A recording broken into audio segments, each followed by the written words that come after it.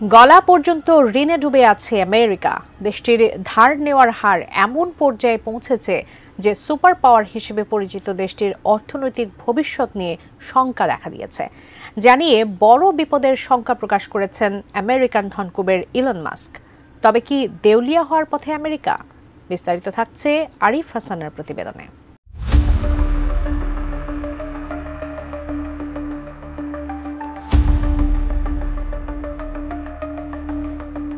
2020 সালে দুনিয়া জুড়ে শুরু হয় কোভিড মহামারী। এর ধাক্কায় মারাত্মকভাবে ক্ষতিগ্রস্ত হয় আমেরিকার অর্থনীতি। সেই জায়গা থেকে ঘুরে দাঁড়াতে করোনা পরবর্তী সময়ে ঋণের উপর ঋণ করেছে যুক্তরাষ্ট্র। আমেরিকার কেন্দ্রীয় ব্যাংক ফেডারেল রিজার্ভ জানিয়েছে, কোভিড পরবর্তী বছরগুলিতে মোট 16 লক্ষ কোটি ডলার ঋণ নেওয়া হয়েছে।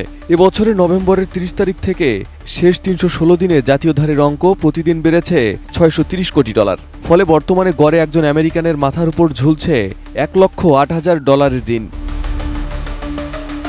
আতঙ্কের এখানেই শেষ নয়। যুক্তরাষ্ট্রের জাতীয় ঋণ এখন দেশটির মোট অভ্যন্তরীণ উৎপাদন বা জিডিপির 125% পৌঁছেছে। আগামী দিনে ঋণ এবং জিডিপির অনুপাত 200% যেতে পারে বলে মনে করা হচ্ছে। সেক্ষেত্রে জাতীয় ধার ওয়াশিংটনের অর্থনীতির দ্বিগুণ আকার ধারণ করবে। এই পরিস্থিতি থেকে বেরিয়ে আসতে দ্রুত পদক্ষেপ না নিলে যুক্তরাষ্ট্র দেউলিয়ার মুখোমুখি হতে পারে বলে সতর্কবার্তা দিয়েছেন বিশ্বের শীর্ষ ধনী ইলন মাস্ক। সম্প্রতি একটি পডকাস্ট শোয়ে যুক্তরাষ্ট্রের আর্থিক সংকট নিয়ে খোলামেলা আলোচনা করেন মাস্ক। তিনি জানান, জাতীয় ঋণের পরিমাণ এখন রেকর্ড উচ্চতায়। সরকারি তথ্য অনুযায়ী বর্তমানে আমেরিকার মোট ঋণ বেড়ে দাঁড়িয়েছে 36 লক্ষ কোটি ডলারে। 2023 অর্থ বছরে প্রায় 2 লক্ষ কোটি ডলার নতুন ঋণ যোগ হয়েছে। আপনি কি হার্টের সমস্যা নিয়ে দুশ্চিন্তাগ্রস্ত? স্বল্প খরচে হার্টকে ভালো রাখার সহজ উপায় মাতৃভূমি হার্ট কেয়ারে।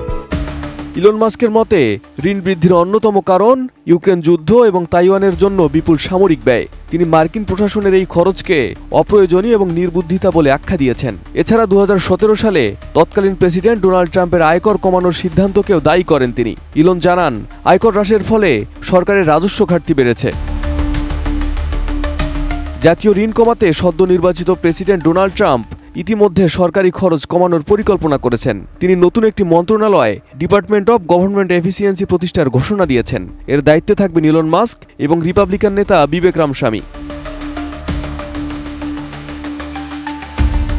মাস্ক মনে করেন, অযোগ্য কর্মচারীদের ছাঁটাই এবং অপ্রয়োজনীয় খাতে ব্যয় কমানো হলে কোটি কোটি ডলার সাশ্রয় সম্ভব। সেই সাথে মুদ্রাস্ফীতি মোকাবিলায় আমেরিকানদের সঞ্চয়ের ক্ষেত্রে গুরুত্বপূর্ণ 3টি পরামর্শ দিয়েছেন মাস্ক। পরামর্শগুলো হলো রিয়েল এস্টেট বিনিয়োগ, সোনায় লগ্নি এবং মূল্য বৃদ্ধির সম্ভাবনাময় কোম্পানির শেয়ার কেনা। বিশ্লেষকদের মতে ঋণ সংকট সমাধান ট্রাম্প প্রশাসনের সবচেয়ে বড় চ্যালেঞ্জ হবে। প্রতিরক্ষা খাতে খরচ কমানোর পাশাপাশি আন্তর্জাতিক বাণিজ্য ঘাটতি কমানোর উপর জোর দিতে হতে পারে। তবে এই নীতিগুলো কার্যকর করতে উচ্চাকাঙ্ক্ষী পরিকল্পনাগুলোকে ছাড় দিতে হতে পারে। যুক্তরাষ্ট্রের এই আর্থিক সংকট কেবল দেশটির অভ্যন্তরীণ ব্যবস্থার উপর নয়, বৈশ্বিক অর্থনীতির উপরও প্রভাব ফেলতে পারে বলে আশঙ্কা করছেন বিশেষজ্ঞরা। Arif Hasan, ATN news.